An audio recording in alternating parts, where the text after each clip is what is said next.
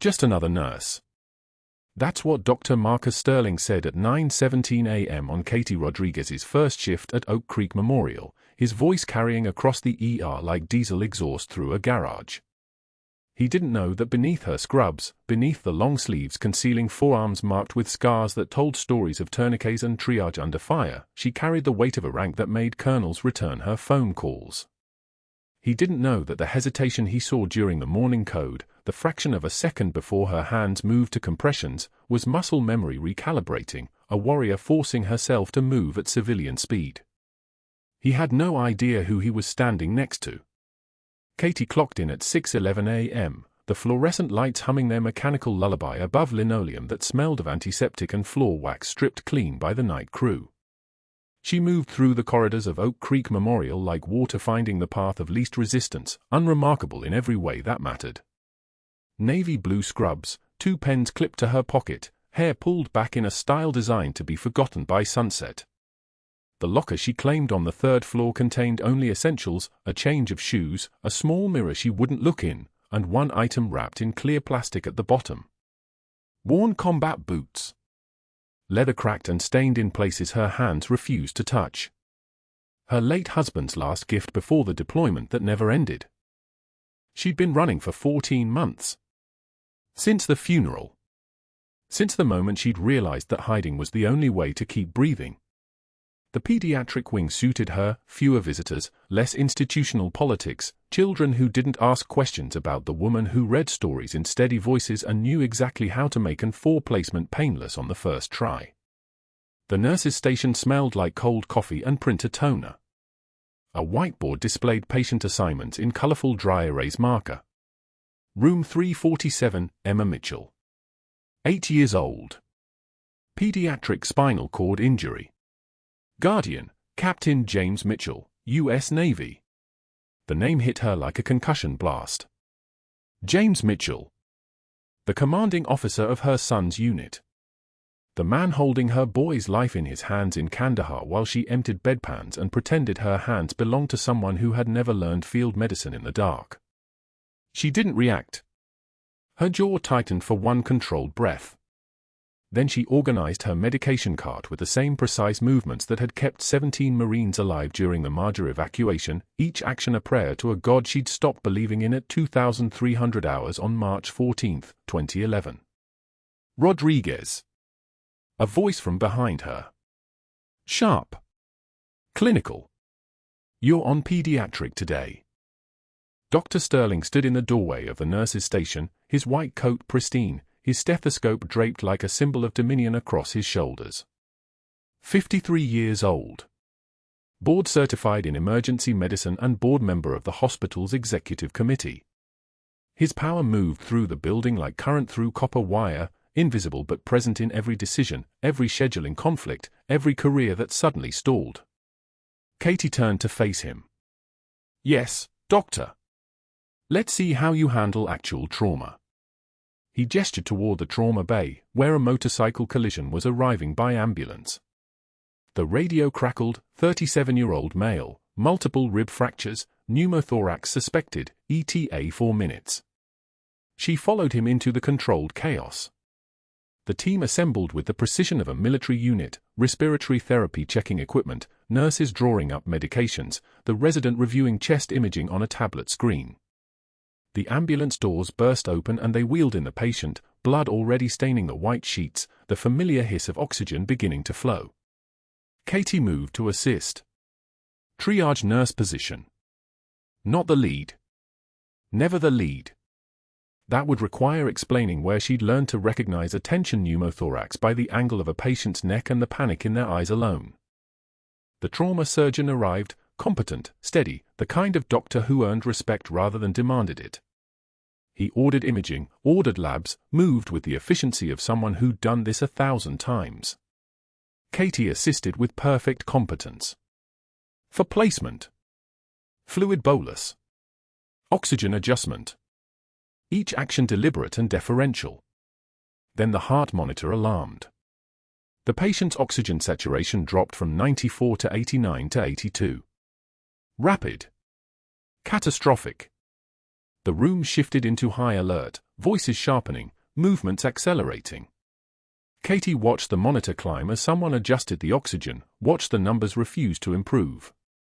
She saw the tension in the surgeon's shoulders, the slight hesitation in his reach for the imaging. A tension pneumothorax. The second lung collapsing under pressure. This patient needed a needle decompression before imaging. Before protocol. Before anything except air-escaping lungs that were crushing against the patient's heart. Katie's hands moved. 14 years of field medicine, of keeping Marines breathing when there was no time for hesitation, of learning that speed was mercy, it lived in her muscles, in the circuitry of her nervous system. Her hands knew what to do. But she stopped them. She looked at Dr. Sterling instead. At the man who controlled her future with staffing decisions and word-of-mouth reputation. At the man who could destroy her with a phone call if she revealed what she actually was. "Doctor?" Her voice came out uncertain. Deferential. A new nurse asking for permission. Dr. Sterling's eyes narrowed. For one moment, just one, he hesitated. Then he ordered the imaging anyway. By the time they wheeled the patient to CT, his O2 sat had dropped to 76. They intubated him there in the corridor, the resident sweating through his compression, the moment of decision already passed. The patient survived. The imaging revealed what Katie's hands had known 30 seconds earlier. The surgeon would order emergency intervention. The patient would live because he had time. Barely. Dr. Sterling watched Katie for the remainder of her shift. She felt his assessment like crosshairs.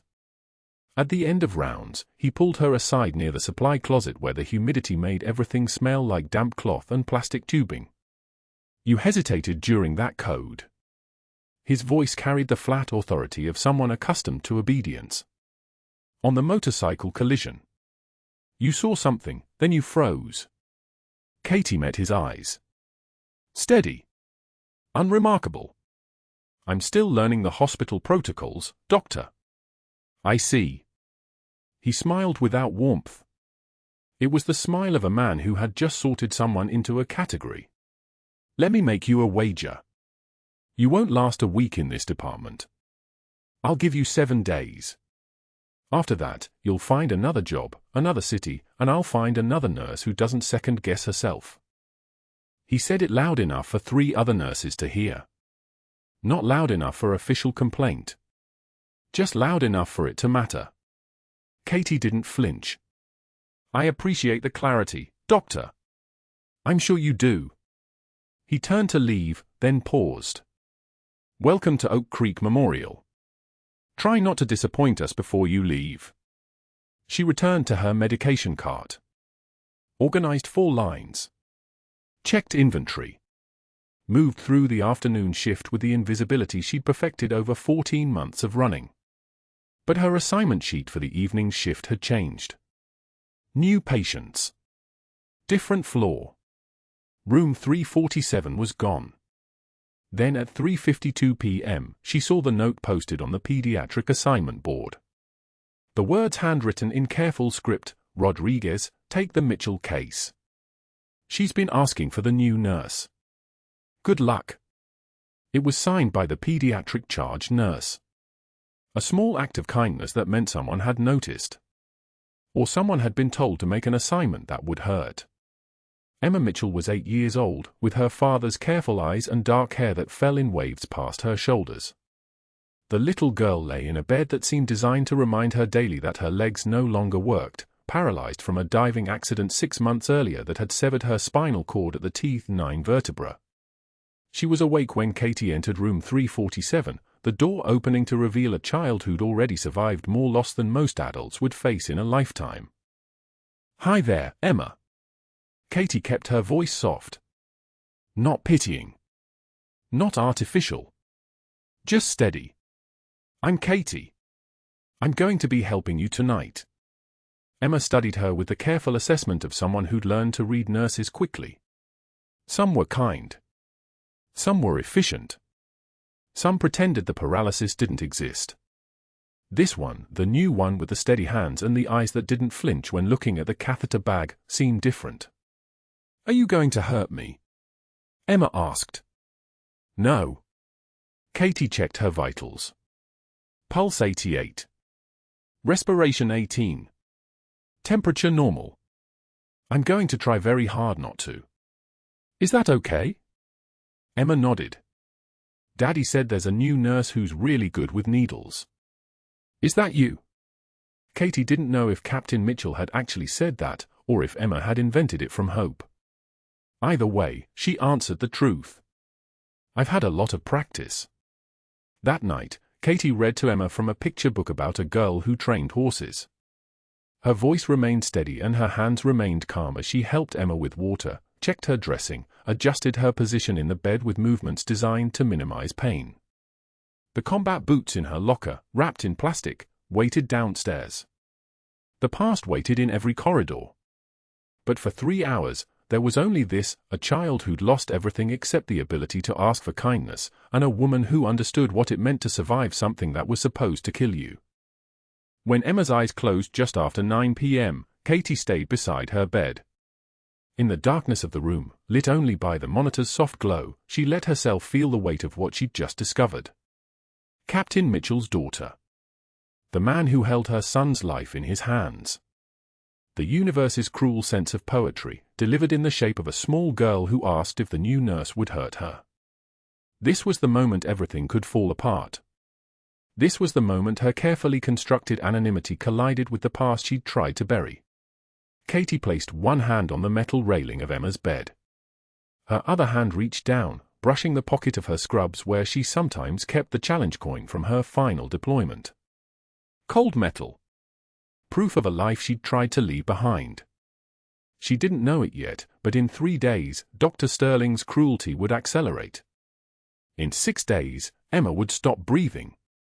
In 9 days, Katie's hands would move on their own, performing an emergency procedure that would save a life and destroy the lie she'd constructed. What she knew now was only this: the walls between past and present were thinner than she'd imagined. And the quiet new nurse everyone had forgotten to notice was about to become someone nobody could ever ignore. The cafeteria at Oak Creek Memorial smelled like industrial dishwasher steam and overcooked vegetables, the kind of smell that clung to your scrubs even after you left. Katie moved through the lunch line with mechanical precision, the way she moved through everything now, unnoticed, unremarkable, a shadow in blue.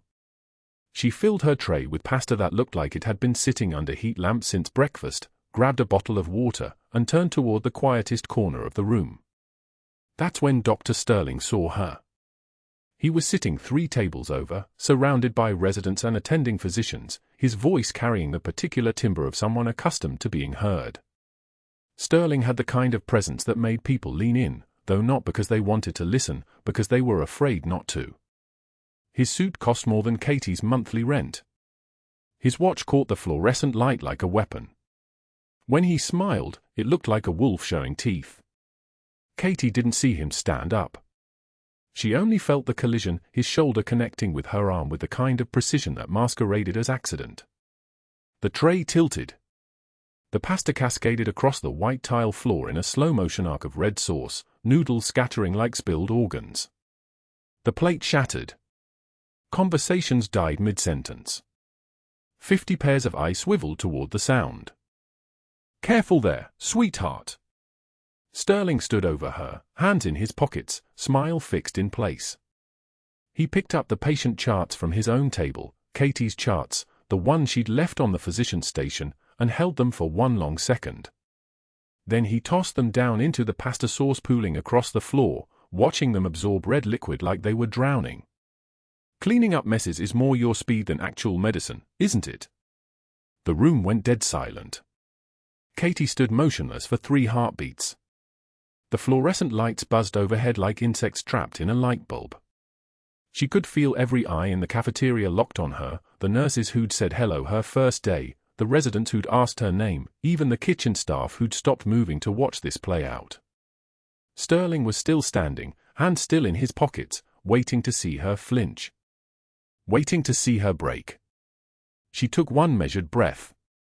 A single tear escaped down her left cheek, tracking slowly. She didn't try to hide it. She wiped it away with the back of her hand without breaking eye contact, then knelt slowly on the tile floor, gathering the scattered charts with deliberate precision. Her hands were steady. That was the thing nobody understood about combat medicine. Your hands learned a language separate from your heart. Your hands could be calm while everything inside you burned.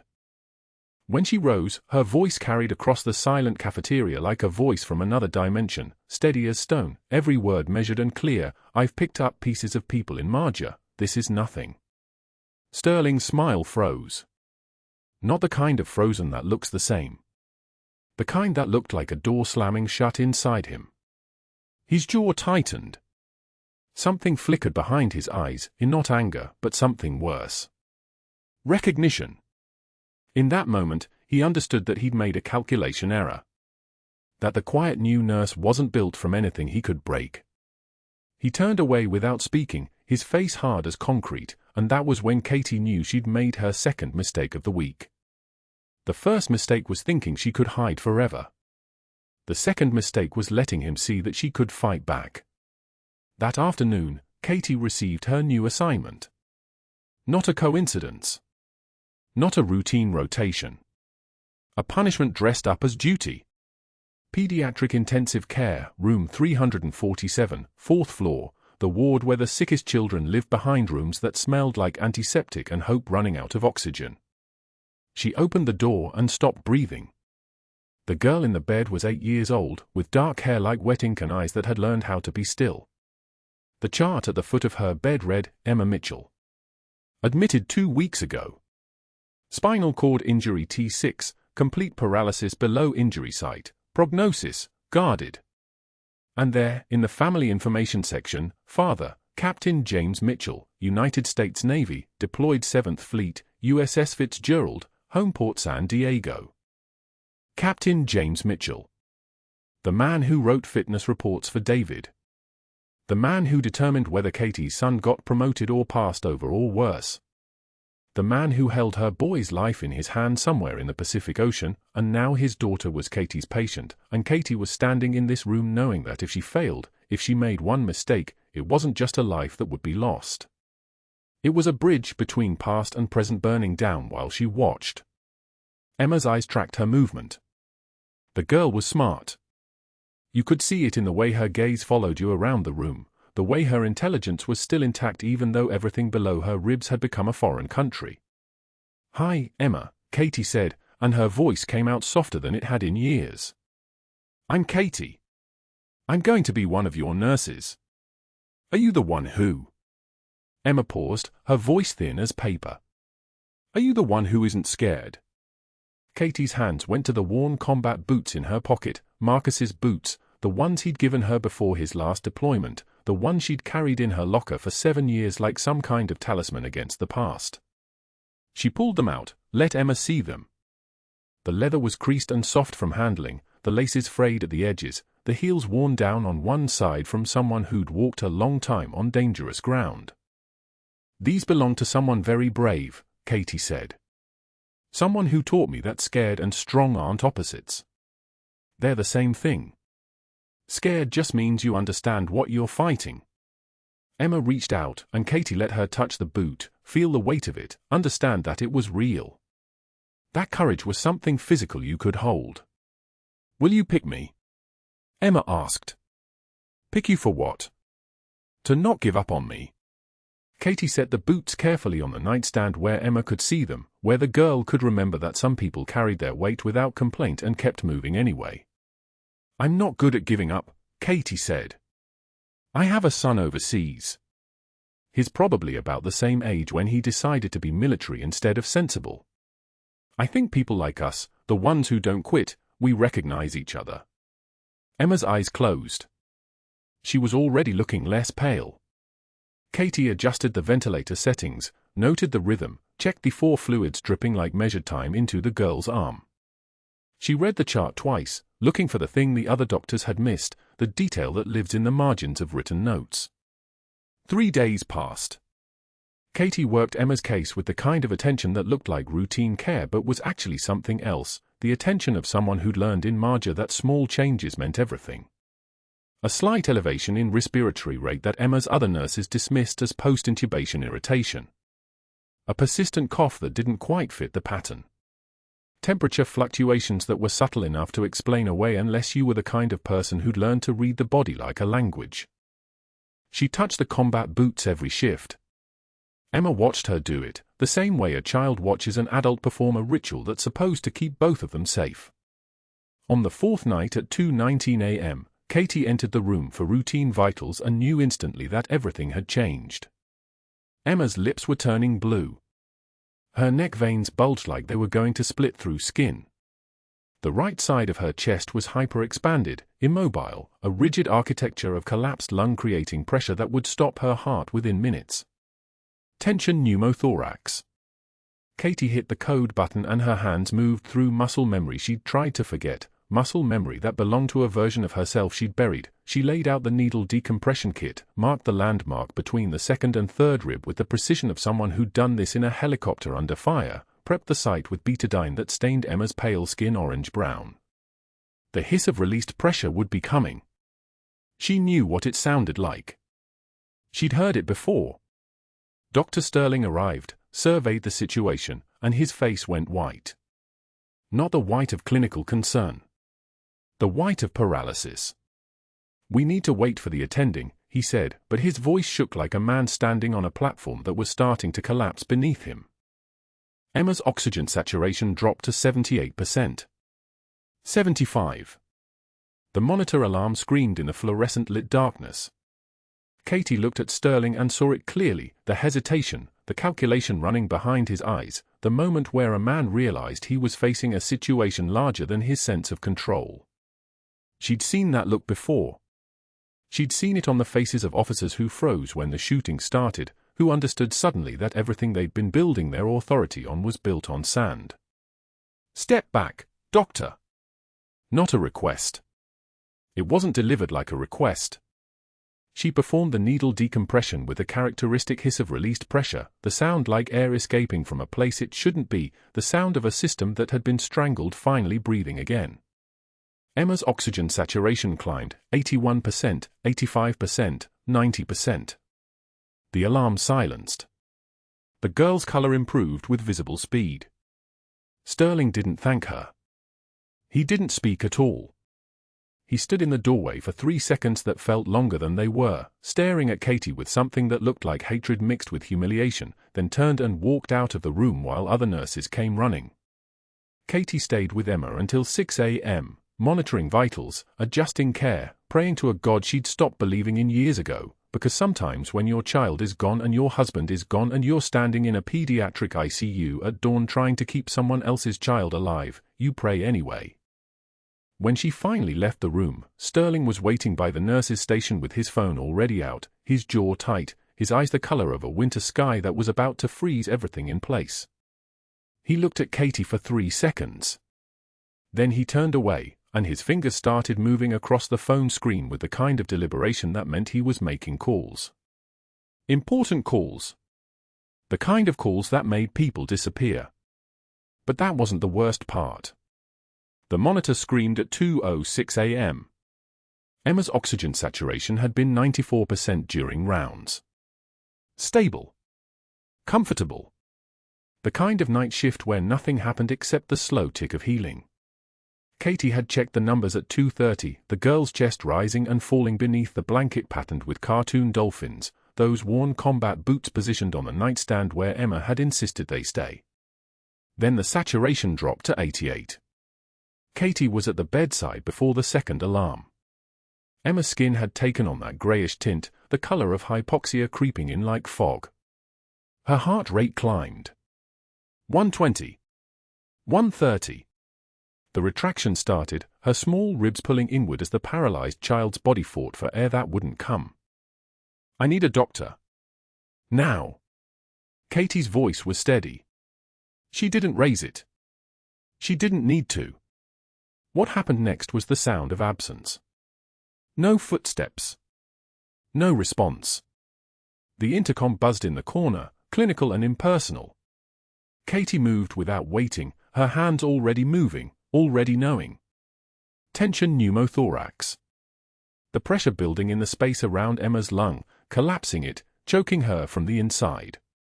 This was the kind of emergency that killed children in the gap between recognition and action. Dr. Sterling appeared in the doorway, his white coat still carrying the wrinkles of sleep. His eyes tracked the monitor. The dropping numbers. The rising desperation in the child's face. He stood there, 1 second, 2 seconds, 3, his jaw working silently, his mouth opening and closing like a man trying to speak in a language he'd forgotten. "Call respiratory therapy," he said finally. Katie was already moving. The 14-gauge needle was in her hand, her fingers finding the second intercostal space, the midclavicular line, the anatomical landmarks burned into muscle memory from a life she'd spent 8 years trying to forget. She had performed needle decompressions in Marja with mortar fire walking across the compound. She had done it in the dark. She had done it on men who weighed 200 pounds with chest cavities torn open by shrapnel. This was a child. This was precision work. This was everything. The needle went in.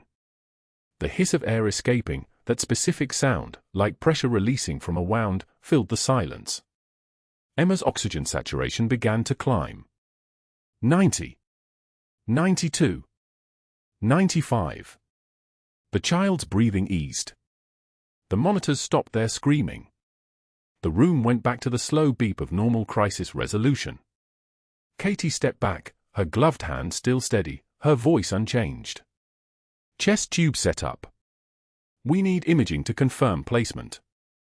Dr. Sterling had not moved from the doorway. His face had gone the color of old hospital linoleum. He watched Katie arrange the follow-up care with the same precision she'd used on the needle, calling for the imaging tech, ensuring the portable chest X-ray unit was set up correctly, checking Emma's vitals like a woman who had performed this ballet 1,000 times and would perform it 1,000 times more. "Thank you," Emma whispered, her eyes half closed, the terror draining from her small face now that she could breathe again. Katie squeezed the girl's hand once. Said nothing. Sometimes that was mercy. Dr. Sterling left without a word. What happened next was the kind of call that made people disappear from hospitals. At 11:22 p.m. that same night, Sterling sat in his house overlooking the Elizabeth River, nursing a scotch that cost more than Katie's rent, and dialed a number he kept in his phone under the contact name Golf. Gerald Thornton answered on the second ring. These were men who understood favors. These were men who understood that certain inconveniences could be handled with the right phone calls to the right people. Sterling had testified in Thornton's favor during a malpractice case 4 years ago, a patient death that could have been catastrophic. Thornton owed him. Thornton understood obligation. There's a nurse on staff who performed an unauthorized procedure tonight. Emergency needle decompression. On a pediatric patient. Without physician supervision. Sterling's voice was measured. Conversational. A man discussing a problem that had a solution. I need you to open an investigation. Formal. External. Tonight. Thornton was silent for a moment. Then, that's going to create a lot of paperwork. I'll handle the documentation. Sterling smiled. He could see the victory already, the suspension notice, the panic, Katie Rodriguez walking out of his hospital permanently, her credibility shattered, her anonymity blown open like a building collapsing inward. Just make the call to the credentialing committee. By 6 a.m., Katie received an email. Effective immediately, you are suspended pending formal investigation into unauthorized medical procedures performed by unlicensed staff. The words blurred on her phone screen in her parked car outside her apartment. She read them 3 times. Each time they meant the same thing, the walls were closing. Sterling had moved from humiliation to destruction, and he'd done it with the efficiency of a man who understood institutional power. He had called board members. He had activated his network like a spider tightening its web around prey. By 8 a.m., Dr. Patricia Chen from Richmond arrived at Oak Creek Memorial with a consultant's briefcase and credentials that spanned 2 pages. She was 62, meticulous, the kind of physician who reviewed licenses for a living and found reasons to revoke them. Sterling had chosen her carefully, externally credible, procedurally unassailable. Over the next 6 hours, Chen made phone calls to Katie's previous employers. The fake references. The carefully constructed background that Katie had built when she left the Navy 8 years ago. A hospital in Bethesda. A clinic in Arlington. Names and numbers that were real enough on paper, vague enough in reality that they fell apart under professional scrutiny. The call came back, "We don't have a record of this employee." Katie sat in the conference room at 1 p.m. with Sterling and Chen across from her, a recorder running on the table between them. The fluorescent lights hummed above. The smell of industrial carpet cleaner and antiseptic filled the air. Chen had a pen poised over her legal pad. "Where exactly did you train for emergency needle decompression?" Chen's voice was clinical. Skeptical. "That's not included in standard registered nurse curriculum." Katie chose her words with precision. "Trauma training.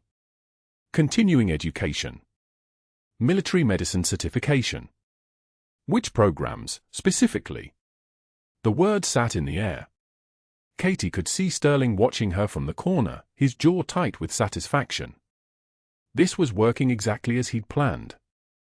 He'd forced her hand. He'd made her choose between maintaining her cover and defending her competence, and there was no answer that didn't expose her. "I'd need to review my training documentation," Katie said quietly. "Do that." Chen made a note. "The credential review continues pending verification." Katie was walking toward the elevator when her shift reassignment came through. "All pediatric assignments effective immediately. Permanently. Reassigned to Jennifer Howell, a competent nurse, a good nurse, but someone who had never saved a paralyzed child's life in the middle of the night." The email also included a note, "Patient Emma Mitchell's care coordination transferred per investigation protocol." The drive to Riverside Cemetery took 15 minutes. The sky had opened up, that kind of November rain that comes sideways, the kind that hammers against windshields like accusation.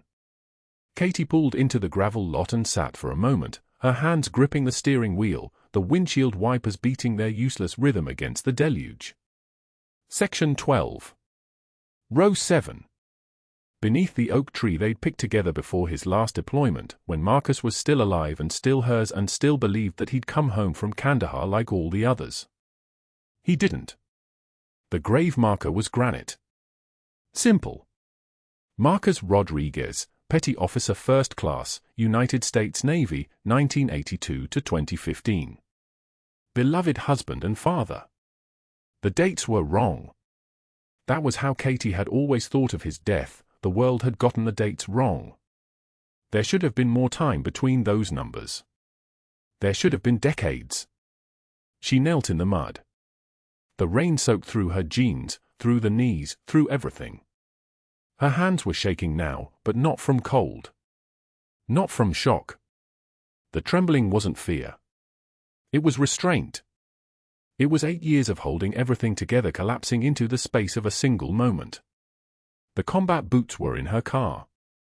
His last gift before the final deployment. He'd given them to her with a smile that she'd thought meant he'd come home.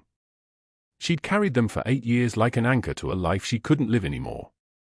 After his funeral, after the folded flag and the 21-gun salute and the sound of taps echoing across Arlington, she'd made a choice. She would walk away. Senior Chief Petty Officer Katie Rodriguez would become nobody. The woman called Reaper, the woman who'd carried 4 wounded Marines through 200 meters of enemy fire in Marja while rounds walked past her head like footsteps, would disappear into a new name, a new history, a new identity where nothing mattered and nobody knew. She'd become a nurse named Katie who was quiet and competent and unremarkable. And then Emma Mitchell had crashed at 2:44 a.m., and muscle memory had taken over, and the woman called Reaper had come back. "I failed, Marcus." Her voice broke the sound of the rain. "I tried to save myself by hiding, and now I can't save anyone. I can't save Emma. I can't protect David. I couldn't save you." She pressed those worn combat boots against her chest. They smelled like leather and dust and the memory of a man who'd walked into the Helmand province believing he would come home. They smelled like the last gift she'd ever received from him. They smelled like the last time she'd been someone worth being. The rain continued its assault against the cemetery, soaking everything, washing nothing away. Katie sat in the mud for 2 hours, until the light drained from the sky and the cemetery closed and the gates locked behind her. She drove home with those boots beside her on the passenger seat, not knowing if she would ever enter Oak Creek Memorial again, not knowing if Dr. Sterling had successfully erased the woman she'd been before anonymity swallowed her whole. She only knew that somewhere in the pediatric ward, Emma Mitchell was sleeping, that the girl's oxygen saturation was climbing, that the emergency decomposition had worked exactly as it was supposed to work, and that it didn't matter anymore because Katie Rodriguez no longer had clearance to save her. The suspension notice was waiting in her mailbox when Katie arrived for her shift. 2 typed pages. Official letterhead from Oak Creek Memorial Human Resources, stamped with the hospital seal like a death certificate. Pending investigation into unauthorized procedures by unqualified staff. The words didn't sting. They landed like a physical thing, a weight settling across her shoulders, the same weight she'd carried for 8 years, the one she thought she'd finally set down. She stood in the parking lot for 7 minutes, holding the letter in both hands, reading it 3 times as if the words might change. They didn't.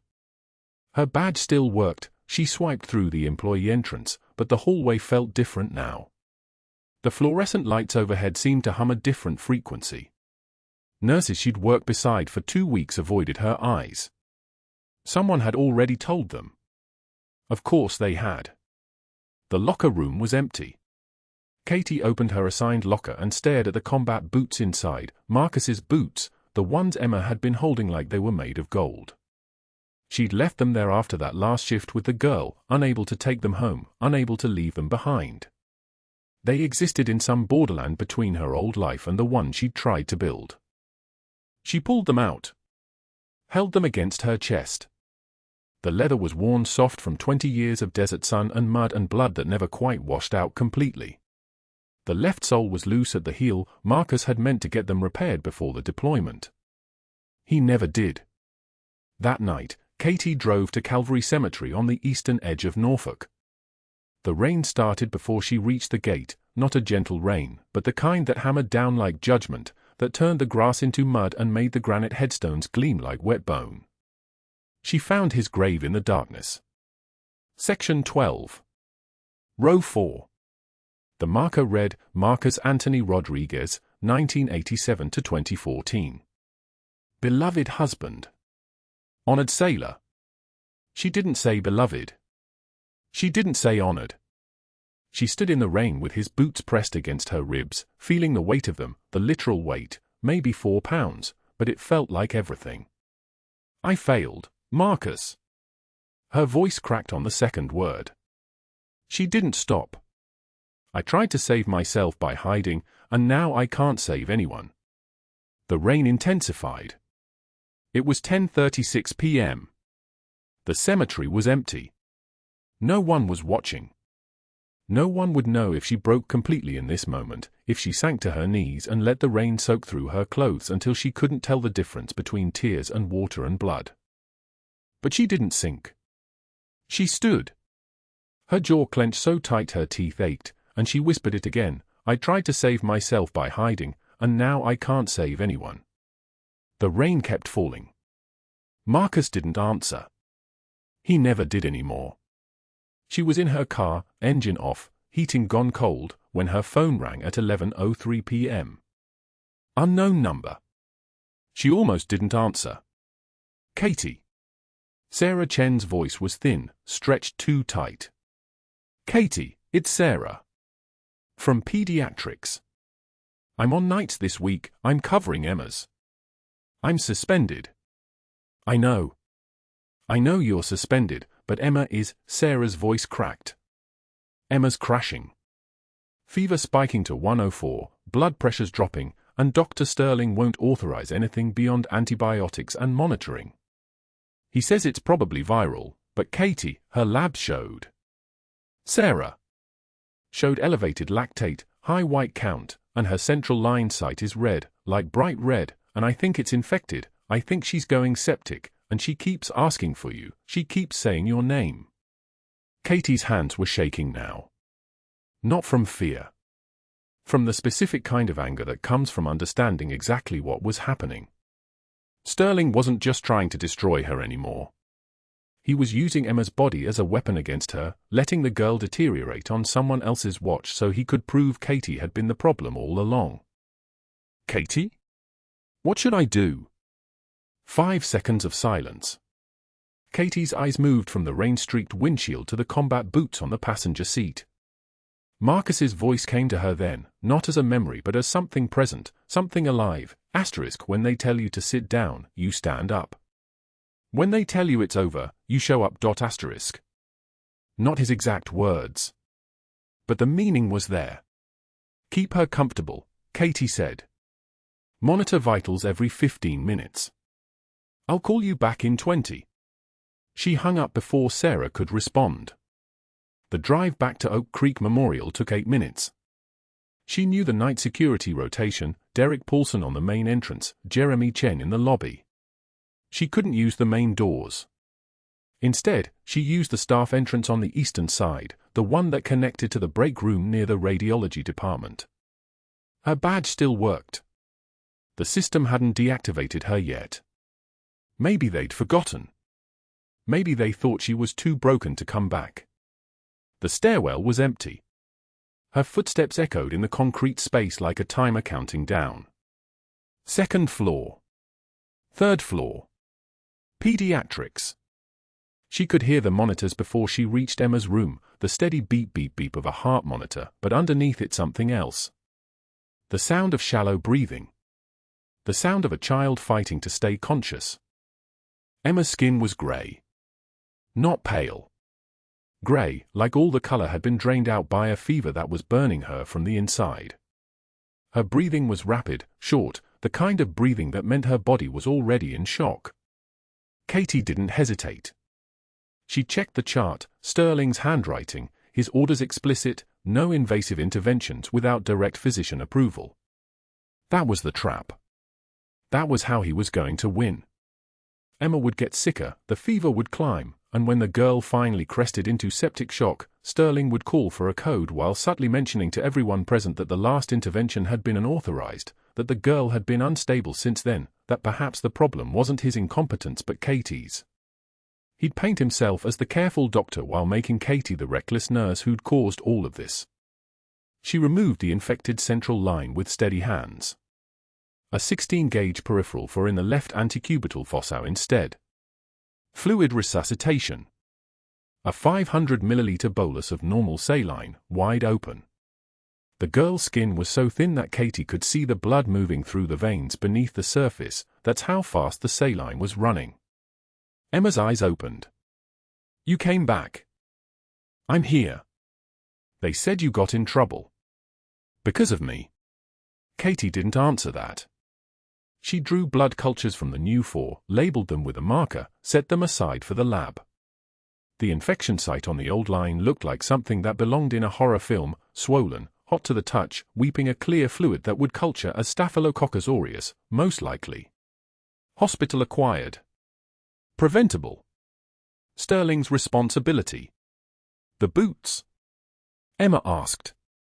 I know. Someone gave them back to you. I kept them under my pillow. They smell like your locker. Katie was setting up the fluid bag when she heard the footsteps. Not running.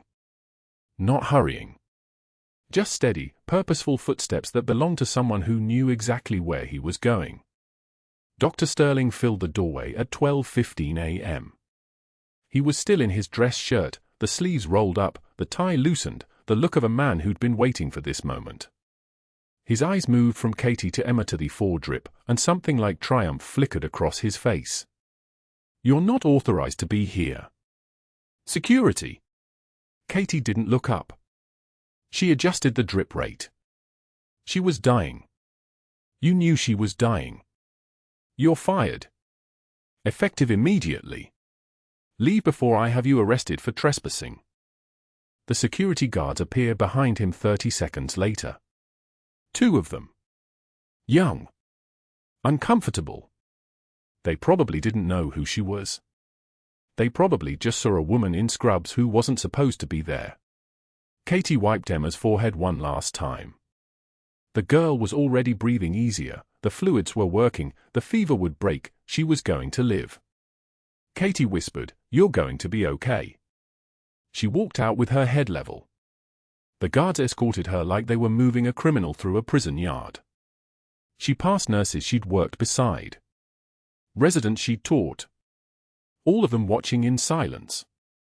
The kind of silence that meant they already knew what Sterling had said about her. That she was dangerous. That she was unstable. That she was the reason a child had almost died. Sterling followed her to the exit. His voice carried down the hallway, each word a bullet. "You actually thought you could challenge me? I've destroyed careers longer than yours. You're nothing. You'll never work in healthcare again." Katie stopped walking. Turned. Took one measured breath. A single tear escaped. She wiped it without breaking eye contact. The action took exactly 2 seconds. "I've been nothing before, Doctor." It didn't stick. She drove home in the rain, still wearing her scrubs, still smelling like antiseptic and Emma's fever sweat. She packed the combat boots in a cardboard box. Addressed an envelope to her son David. Started writing a letter explaining everything, who she was, who she tried to become, why she failed at both. She didn't finish it. She just sat in the dark apartment, watching the rain streak the windows, waiting for morning, waiting for the investigators to dig deep enough to find the records. 3 days later, Katie walked back into Oak Creek Memorial like she belonged there. She didn't. The suspension notice had been crystal clear: pending review, do not enter facility, investigation ongoing. But Captain James Mitchell had called. His daughter was asking for her? That was all the clearance Katie needed. The pediatric wing smelled like antiseptic and something sweeter underneath, the artificial cherry of cough syrup, the vanilla of hand sanitizer. Katie's boots moved silently across the linoleum, muscle memory intact. The hallway felt like walking through a war zone. Every person she passed seemed to recognize something in her posture that hadn't been visible before. Emma's room was at the end of the corridor. Katie saw him first, Mitchell, in dress blues, standing motionless beside his daughter's bed like a sentry who had never been relieved. His shoulders carried the weight of command, but his eyes were different. They'd seen something that changed them. He turned as Katie entered, and his face did something Katie hadn't expected. It softened. Emma was sitting up in the hospital bed, more alert than Katie had ever seen her. The paralysis remained, her legs still immobile beneath the sheets, but her spirit had returned from wherever it had gone during the septic shock. And in her small hands, clutched like a treasure, were Marcus's combat boots. The same worn leather. The scuffed heels. The boots that Katie had left in her locker 4 days ago when they escorted her out. "You came back," Emma whispered. Her voice was small but steady. A child's voice, but underneath it, something older. Something that had survived. Katie couldn't speak. She looked at Mitchell, a question forming that didn't need words. She woke up asking for them, Mitchell said quietly. "Asking for you. I went to your locker. Security let me through. She's been holding them since dawn." He paused. "There's something else you should know. When she woke from the sepsis, she said one word. She hasn't explained it, but she said it clearly. She said Reaper." The room tilted. Reaper. A call sign Katie hadn't heard spoken aloud in 8 years. A name from Marja. A name that only existed in classified after-action reports, in the memory of Marines who'd watched her move through enemy fire like something that couldn't be killed, carrying for wounded men through a kill zone that should have been her grave. A name no 8-year-old child should know. A name that meant someone had told Emma about the woman who wasn't just a nurse. Mitchell moved to his daughter and opened a folder. His hands trembled, the first crack in his command presence, as he read, Senior Chief Petty Officer Katie Rodriguez, United States Navy, Service Record 2006 through 2018. Combat deployments to Iraq, Afghanistan, Operation Enduring Freedom. Decorated for valor under fire in Marja, Helmand Province. 1 Navy Cross. 2 Bronze Stars. 2 Purple Hearts. He looked up at Katie. His eyes were wet. You came home and became a nurse. You didn't have to come back to save my daughter, but you did anyway. Katie's throat felt like gravel. She was about to respond when the door opened. A man she'd never seen walked in carrying a hard drive and a posture that suggested he'd made peace with whatever was about to happen. Slight build. Early 30s. Dark eyes that had seen things. On his forearm, visible where his short sleeves ended, was a Marine Corps eagle, globe, an anchor tattoo rendered in black ink that had probably been applied in a base infirmary somewhere overseas. Tommy Valdez, he said, extending his hand to Katie. Hospital IT. I need to show you something. All of you. He looked at Mitchell. Captain, you need to see this too. What is this? Mitchell asked. Tommy plugged the hard drive into the wall monitor. The screen flickered to life. Security footage. A timestamp, 2:36 a.m., 4 nights ago. Emma's bed. The monitor showing 02 sat of 68. A small body in distress. And in the corner of the frame, Dr. Sterling, standing in the doorway with his arms crossed, completely still. Frozen. Then Katie appeared in the footage, moving with precision that made Tommy's jaw clench. She didn't hesitate. Didn't ask permission. Didn't wait for Sterling to thaw. 14-gauge angiocath needle. Second intercostal space. Midclavicular line. The hiss of air escaping from a collapsed lung. 02 sat climbing in seconds. 75, 82. 88, stable. The procedure took 90 seconds. Sterling never moved. I'm a Marine, Tommy said quietly. Was a Marine. Served 3 years before I came home with what the VA calls service-connected hearing loss, which is fancy talk for IEDs ruined my ears. I work IT now. But I recognize the look in someone's eyes when they're doing the work everyone else is afraid to do. That's the look I saw in my corpsman in Fallujah when he saved my life. Tommy touched the eagle, globe, and anchor on his forearm. So when Dr. Sterling came to my office at 6:23 a.m. and told me to purge the security footage, said it was standard data management, showed me a form with his signature, I already knew what he was doing. I saved every frame before I deleted anything. He asked me to erase the record of his failure. I didn't. The footage continued. Sterling in the IT office. His voice on the speaker, clear and distinct, all of it. I don't want any record of my hesitation. The silence that followed was the kind that preceded catastrophe. He also initiated an investigation into your credentials, Tommy continued, looking at Katie. Called external consultants. Reached out to your references. Falsified the incident report to claim the patient was stable when he arrived. Then suspended you for performing an unauthorized procedure. Tommy closed the connection. He was covering his tracks. And you took the fall. The door opened again. Dr. Patricia Chen, the external consultant. Administrator Walsh. And then Gerald Thornton, the hospital board chairman, still wearing golf shirt and visor, clearly called away from the course. His face as he processed the security footage was like watching a man recalculate every advantage he thought he possessed. Where is Dr. Sterling? Thornton asked. Conference room, Walsh said quietly. I called him in when Dr. Valdez came forward. Thornton's jaw tightened. He turned to Captain Mitchell. What do you need from this hospital, sir? The truth, Mitchell said. And her reinstated.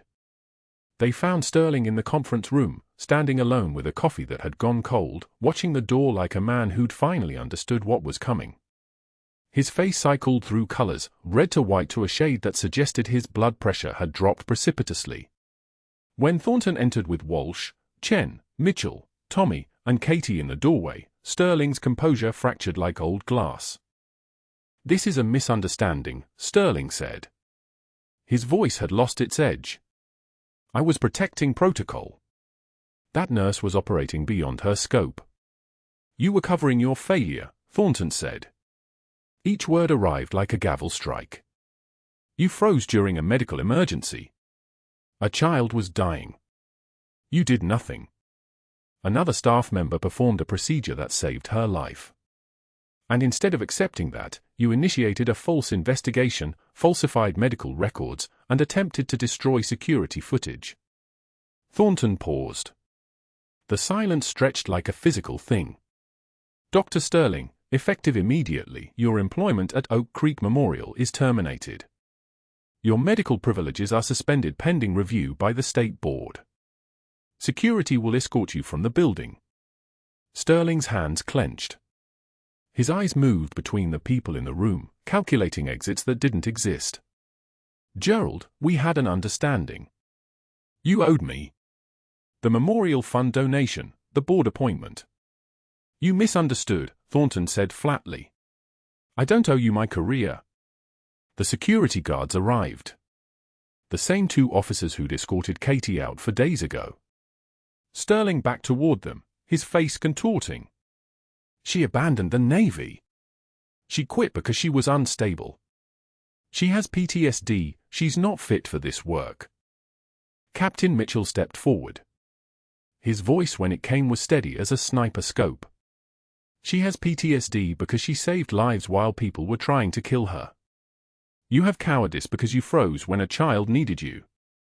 There's a difference, Doctor. A significant one."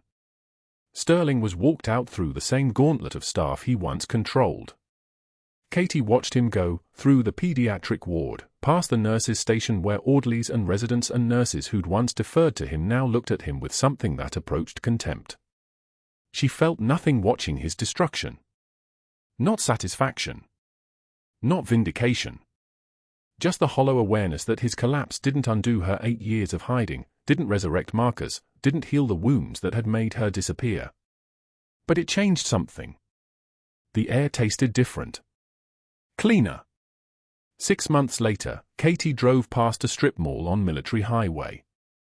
Through the window of a small office, she saw Sterling sitting at a folding table beneath a banner reading Sterling Insurance Services, low rates, fast quotes.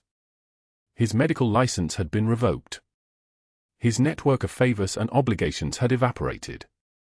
His white coat was gone, replaced by a cheap tie and the quiet desperation of cold call sales. He was alone in the empty office, his authority reduced to phone calls with strangers about auto coverage. Katie didn't stop. She didn't need to. She was due at Oak Creek Memorial. The auditorium was full. 200 people in dress uniforms and civilian clothes. In the center of the stage, Emma Mitchell sat in a wheelchair, still paralyzed, still fighting, but alive and improving daily, her smile bright enough to hurt. Captain Mitchell stood beside her in dress blues. And Katie walked in wearing her Navy service dress uniform for the first time in 8 years, at Mitchell's personal request, the formal whites that declared what she'd spent so long trying to hide. She approached the center of the stage. Mitchell handed her a shadow box containing Marcus's combat boots, professionally preserved and mounted beneath a brass plaque, Senior Chief Petty Officer Katie Rodriguez, USN, Navy Cross, Reaper. Katie kneeled before Emma and pinned a Junior ROTC Achievement Medal on the girl's hospital gown, a symbolic gesture Mitchell had arranged, a way of saying that courage recognized courage. Emma reached out and touched Katie's uniform. "Are you still hiding?" Emma whispered. Katie took one measured breath, feeling something break open in her chest that had been locked since Marcus's funeral. "No, sweetheart. I'm done hiding." The crowd rose in applause. Captain Mitchell rendered a salute that Katie returned with muscle memory that had never actually left, just waited in the background of her movements, dormant but alive. That night, Katie visited Riverside Cemetery one final time, kneeling at Marcus's grave with the shadow box. The rain had stopped. Stars were visible for the first time in weeks. "I made it, Marcus. I stopped running." She left the shadow box against the headstone overnight, a ritual farewell, and retrieved it at dawn before driving to the hospital where Emma was waiting for morning rounds, where Tommy maintained the servers and where the code ran clean, where nurses who once ignored her now sought her guidance. Heroes walk among us. Sometimes in scrub saving lives in the dark. If this story moved you, if you've ever been underestimated and proved them wrong, please subscribe, like, and comment. Share this with someone who needs to know that quiet strength is still strength. We'll see you in the next one.